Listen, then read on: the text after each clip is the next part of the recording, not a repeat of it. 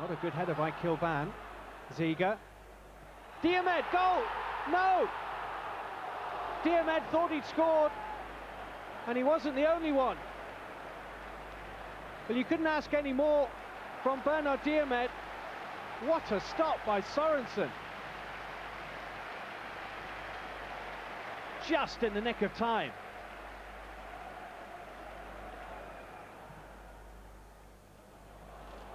Another massive Westerveld clearance. This is Owen. And Michael Owen. Certainly looks in England form. Peter Reid's Sunderland have lost all their away games this season in the league.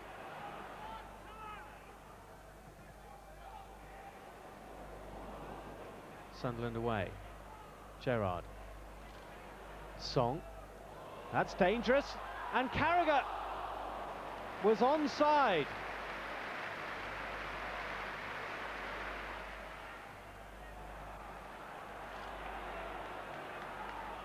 Michael Gray. Quinn. Phillips. Real chance. Much easier chance than his goal. Onshow might just have put him off.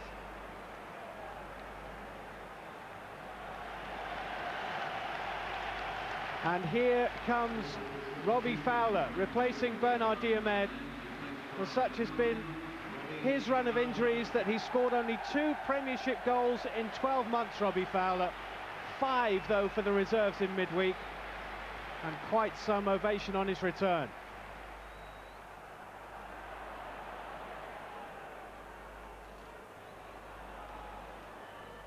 Owen. Danny Murphy. Gerrard! Not too far away.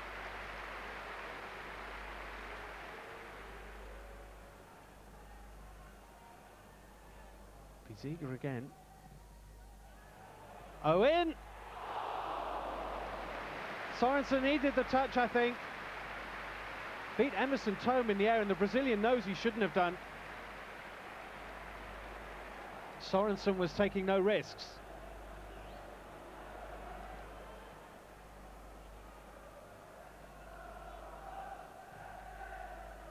That's Babel.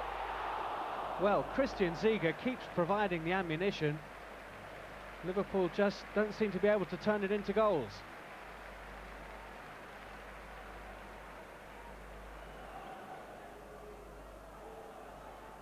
Phillips. Julio Arca. Phillips! Half a chance. Good header by Kevin Phillips. He's really caught the eye today.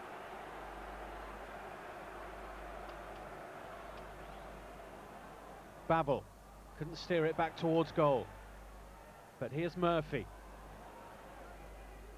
That's Arca covering. And the slip gives Liverpool another corner. And this is Fowler in space.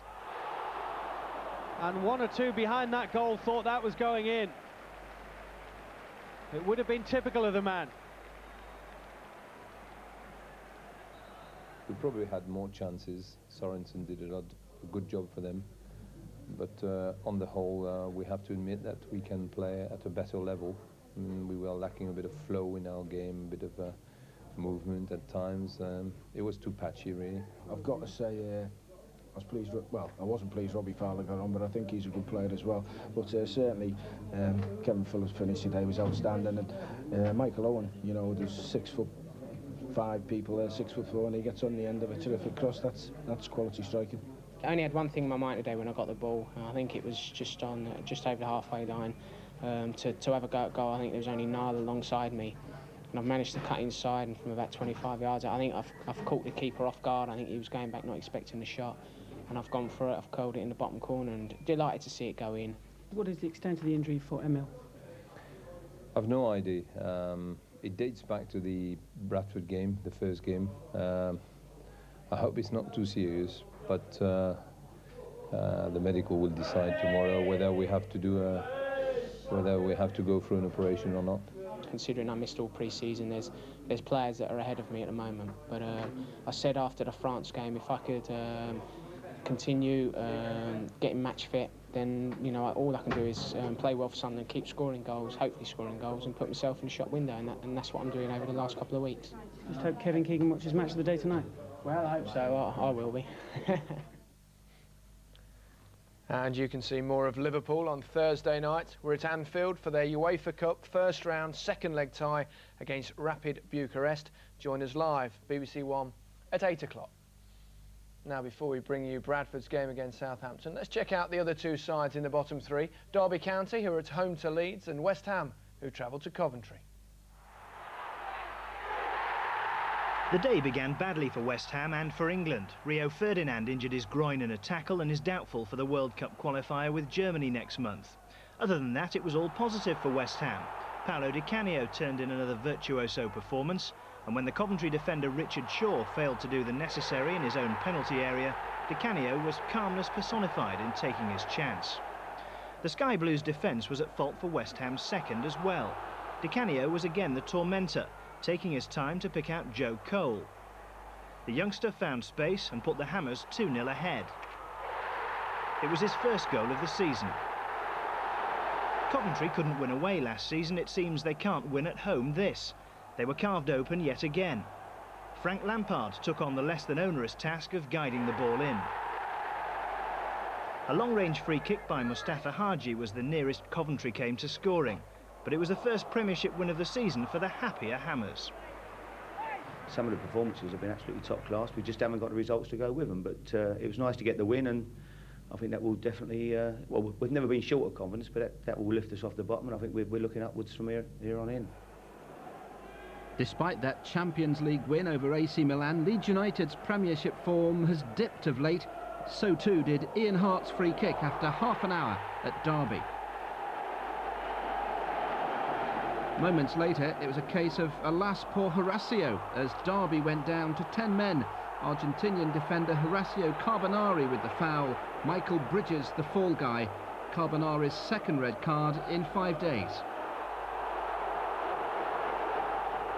Bad news though for Leeds. Michael Dubry's Achilles gave way after an awkward fall. David O'Leary has ruled him out for the season. Without a win so far, Derby do like a good comeback.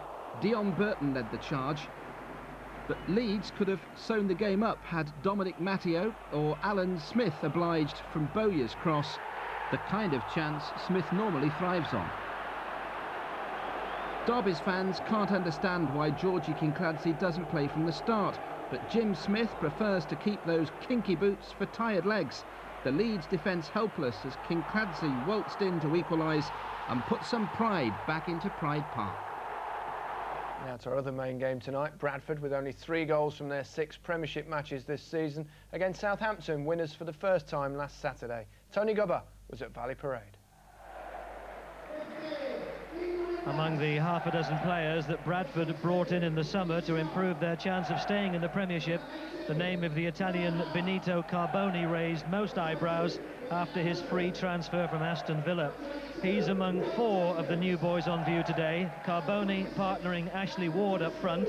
Dan Petrescu, late of Chelsea, is in midfield. Peter Atherton, late of Sheffield Wednesday, in central defence. The other 2 new men, David Hopkin and Ian Nolan, are among the injured. Indeed, Bradford's 4 defenders today are the only fit ones at the club.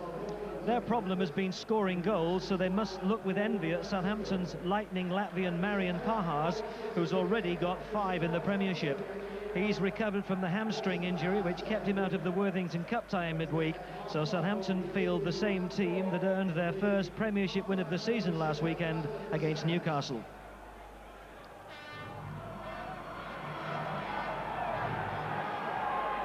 Steve Dunn is in charge for a match that even in September has the shadow of the relegation issue hanging over it.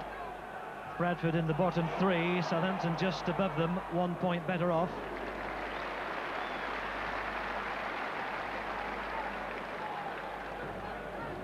Chris Hutchings was the assistant manager here under Paul Jewell, elevated to the top job after Paul Jewell moved on. There have been big changes since then, lots of new faces around the club.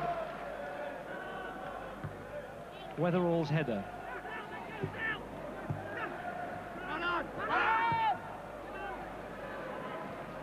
Lundekvarm's header. Oh, that's misdirected. Here's Benito Carboni. Oh dear, oh dear. Well, chances don't come better gift-wrapped than that. Poorly directed header, knocked on perhaps unintentionally by Lee Sharp, but Carboni could have done all sorts of things with that. He had the space to have a couple of touches and go further forward.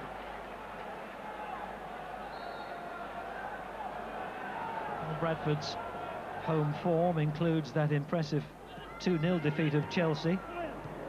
They also drew here 0-0 against Leicester and 1-1 against Arsenal. But here's Cashlewell. Oh, good challenge by Peter Atherton in the nick of time.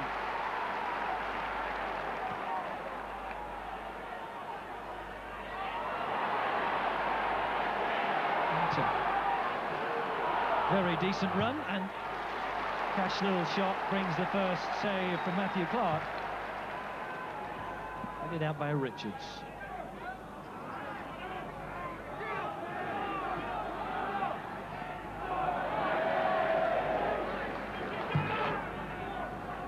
Here's Tesson.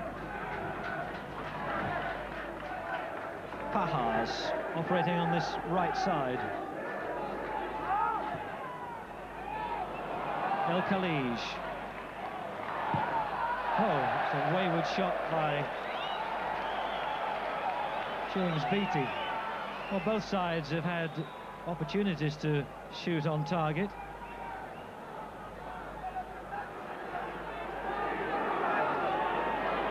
Here's Oakley. Dodd. Tesson. Hooked in. Cashlewell arrives. Oh, and it might be an own goal. Well saved by Clark, but it's in. Southampton have scored. And Bradford are protesting to Steve Dunn. Maybe that there'd been a foul. But who did get the final touch on that? The Southampton players are quick to congratulate Cashlewell.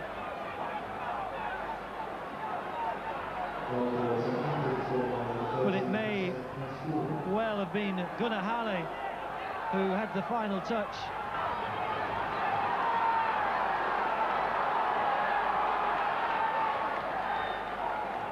Dodd. Southampton making no really major summer signings. They brought in Uwe Rosler. Here's Tesson.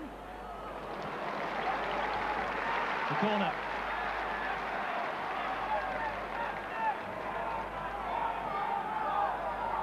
Tesson looking for what would have been goal number 3 of this campaign, and Bradford will be concerned about how easily he stole into a position behind their defence.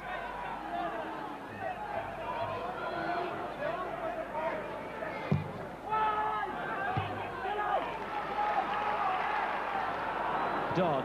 Back to Cashlewell, the big men have stayed forward.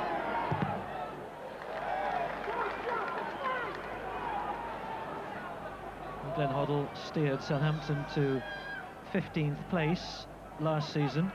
They didn't quite have the battle to avoid relegation right up to the final match. That has been their style in recent seasons.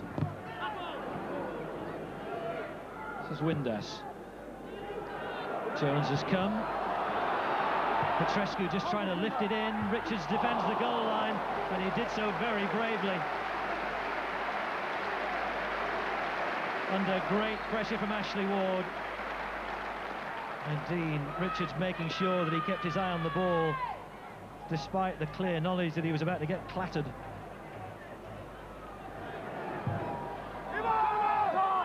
That's an easy catch for Paul Jones.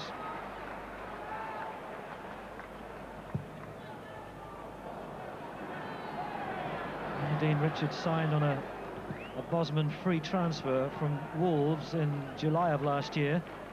Has proved a worthy acquisition down on the south coast. McCall battling in midfield. Taken away from them. Here's Beattie, head down, legs pumping. Brought down, it's a free kick. And it may be a yellow card for Dan Petrescu. It is. Well, this could well be the last action of the first half. There's no doubt about the decision or the yellow card.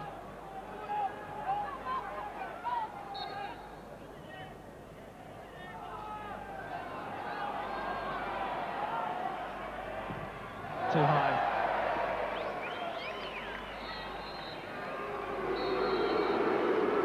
Matthew Oakley with the final act of the first half, which has illustrated Bradford's problems, their inability to score goals.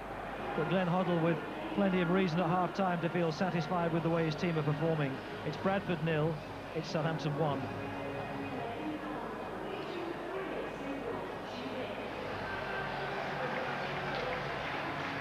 With the ability to slow the action down to only 20% of its original speed, we can see quite clearly that it was an own goal by Gunnar Halle.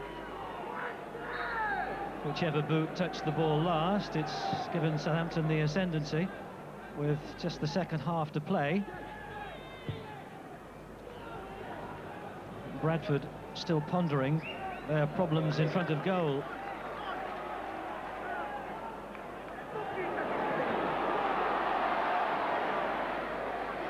Kept in by Carboni to Petrescu. Ashley Ward. Free kick has been given.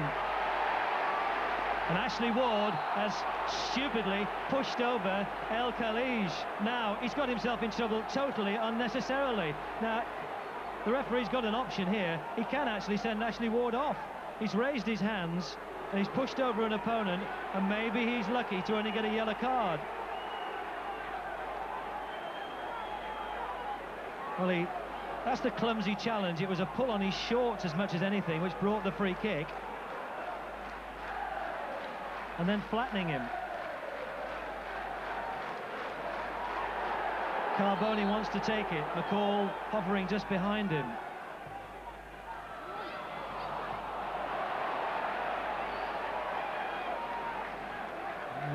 Maybe it would have been better to have left it for the assistant manager. Carboni's contribution so far hasn't been notable to the cause of Bradford and their new manager, Chris Hutchings.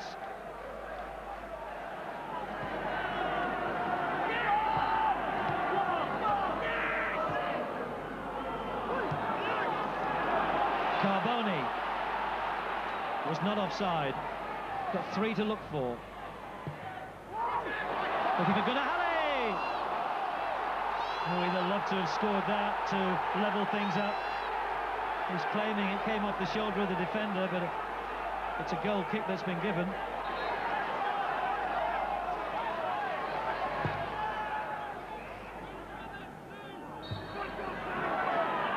Offside flag.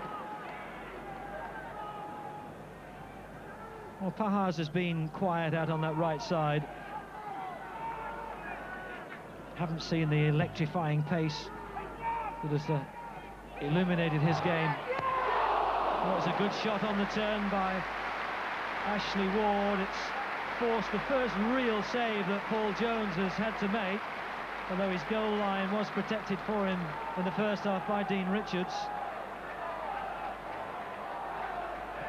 First chance really that the Welsh international has had to show his quality.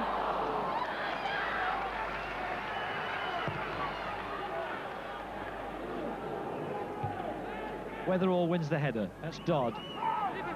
Here's Pahars.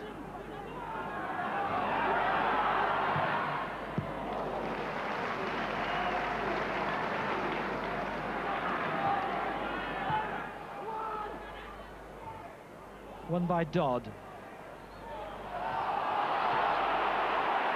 Windass was waiting for it to drop for him.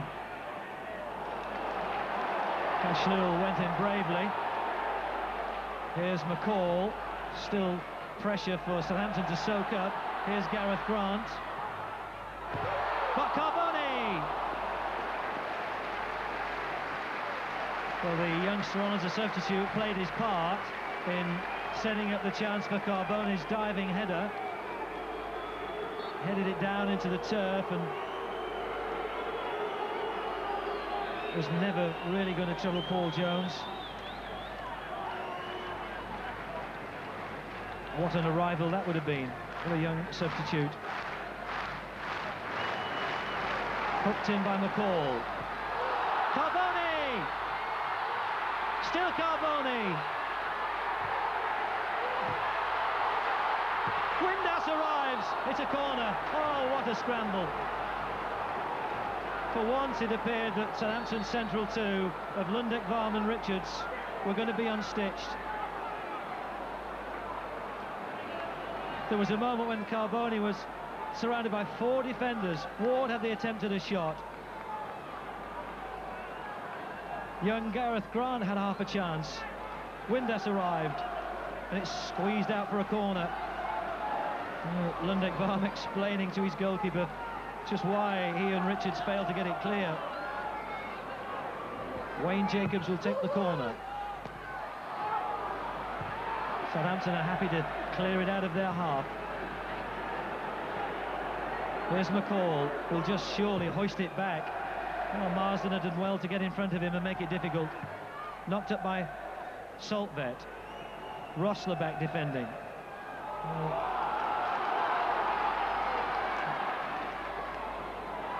McCall to wind up for what could be the final throw of the dice. We're into the last few seconds.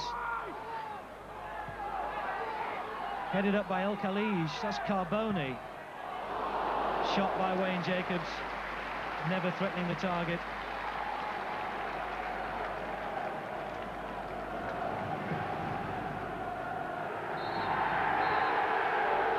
It's Southampton's 3rd win in the space of 8 days.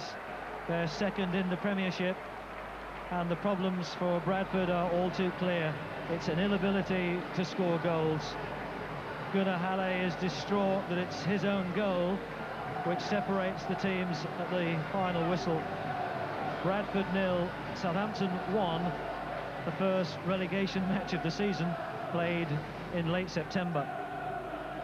Glenn, summarise that game for us. Well, it wasn't a particularly pretty game. I think the goal actually sums up the match, but no, it was a battling performance from us. One that I think you have to do when you come here. I think Arsenal and Chelsea have.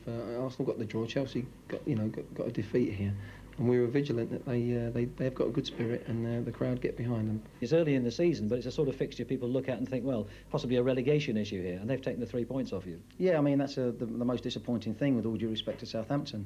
You know, on paper it would appear probably the easiest of the games we've had so far, and being at home to lose is disappointing. I was going to mention Dean Richards. I mean, he hadn't played in the top flight till Southampton bought him from Wolves, but he looks very accomplished and very at ease. Yeah, it was a terrific buy from David Jones. I think you know, the boy's getting better and better, and he's got experience now in the Premiership, and he's putting some consistent sort of 7 and 8, 9 out of 10s together, and I think that's what you want from your centre half, and it's a part of your spine which is always very important in a successful team. Do you feel you're playing now as well as you have at any time in your career? Possibly, yeah. Especially, you know, last season. You know, I think last season was the best season in my career. You know, I came up from the first division. It was my first season in the Premier League, and you know, I had a few points to prove to a few people, and I think, you know, last season I went a long way to doing that. Yeah, I mean, you look very adept and very comfortable at the moment. Well, yeah, like I say, you know, it's great when the team's playing well, because, you know, everybody else around you is doing well, and that makes your job that much easier. So, you know, a lot of credit's got to go to Klaus, who's been playing alongside me as well. You know, he's been playing really well. A modest chap. Now, you enjoyed that game, didn't you? That was, without doubt, the worst game I've ever seen in the Premiership. Easily, honestly. I mean, the ball could have got stretched off about 20 minutes. It spent that much time in the air. Southampton came with a definite plan, put 5 in midfield, and made it so difficult for Bradford. And I have to tell you, I mean, Bradford were woeful. Now, I get a lot of letters actually from Southampton fans saying that you and Mr. Hansen are never very kind to them. You don't give them credit, and they've won away from home. I'll tell you something. This was the first season that I've tipped them to stay up, so they should be delighted. But I have to tell you, and I think that they will. And I think today you saw the fact that they had battling qualities, fighting qualities. You know, the goal they scored was a scruffy goal to decide a scruffy game, and it was also slightly contentious. I think the contentious issue is really on behalf of the Bradford fans, and the ball gets crossed in, and they were shouting straight away that handball, but it's Gunnar Halle anyway who handles it, And just to clear up the mess, it's actually Gunnar Haller who scores a goal, not Cashlul. This is another angle of it. You know, and it's just stick it into the penalty area, see if someone gets on the end of it. Well, unfortunately for Bradford, it was their own player, and I think that just really clears up the fact that it is Gunnar Haller who scores a goal. And I think the thing with Southampton is, yes, they made mistakes, but they got away with those mistakes, and they got away with those mistakes mainly, I suppose, as much as anything to do with Richards. Here the goalkeeper comes. Why the goalkeeper wants to come for this, I shall never, ever know. Returning with a bit of interest by Vitrescu. At least Richards has a presence of mind to go, get on the line, and make the saving header. This, virtually in the last minute of the game, all hands to the pump, just gets chucked in there by Bradford, and I don't know what you're doing jumping under that. But at least Southampton get bodies around the ball. It's Carboni on it. Make sure you don't tackle him, just make it difficult, don't give a penalty away. Say the keeper makes a really brave save, and then there's all sorts of bodies who chuck themselves in the way. But I have to tell you, Gary, I would seriously worry about Bradford. Lost all their away games. They beat Chelsea at home, drawn all the other games. They can't score. They didn't really create any chances today, and looking to Carboni for the spark, and he was non-existent. Looks like a long, hard season for them. I think so. Right, that leaves just 3 games to show you. Here they are. First up, Middlesbrough against Aston Villa. Aston Villa's defender Ugo Ehiogu remained on the bench with intense speculation that he's about to join today's opponents, Middlesbrough. They could have done with his commanding presence a few days earlier. On loan goalkeeper Gary Walsh was less than commanding under pressure, and Julian Joachim opened the scoring. Villa might have extended their lead. Joachim found Dion Dublin, but this time Walsh showed the kind of reliability that made him so popular during his first spell on Teesside. John Gregory's team were within sight of their 3rd successive victory, but with 2 minutes to go, 3 points became 1. Alpay turned the ball into his own net, and Middlesbrough escaped with a share of the spoils. These days, Charlton are sponsored by a bus company. No surprise then that they chose to go Route 1 at St James's Park, a policy that brought an instant return as Graham Stewart drove in John Robinson's cross. It could have been worse for Newcastle. Charlton skipper Mark Kinsella intercepting Jensen's corner to test the carpentry from 20 yards out. Newcastle were more threatening after the break. Lomano Tresor Lua on his debut, sending over a cross for Alan Shearer deep into stoppage time, but Dean Kiley's save at the second attempt won the day for Charlton. I think we deserved it. I think we had to dig in very, very deep in the last 20 minutes. We had 1 or 2 really tired players, but we had a few chances first half, perhaps to have made it 2. Spurs, defending a 100% home record, were jeered off the pitch after a largely forgettable game. Centre-back Ramon Vega tested the City crossbar and suffered a painful clash of heads in the process. The visitors' best chance came when George Weah combined with top scorer Paulo Wanchop, but he failed to find the net. On their last visit to London, City were hammered at Charlton. At least those memories had been erased. Damien Johnson and Andrew James rounding everything up for us. Not one home winner in today's 9 Premiership matches, but if Leicester can buck that trend against Everton at Filbert Street tomorrow, they'll top the Premiership for the first time in their history. Tonight, though, it's Manchester United who lead the way, despite having their 100% home record ended by Chelsea. Arsenal and Liverpool are non-movers following their draws. Charlton, enjoying life back in the Premiership, are up to 5th. It's all change at the other end. West Ham are off the bottom after 5 long weeks. Their first win of the season lifts them to 18th. Bradford City now prop up the rest below Derby on goal difference. The Rams are now the only side without a Premiership win. OK, that's it. But stay with us for Olympic Grandstand. Just the 13.5 hours. Looks like another sleepless night. Goodbye.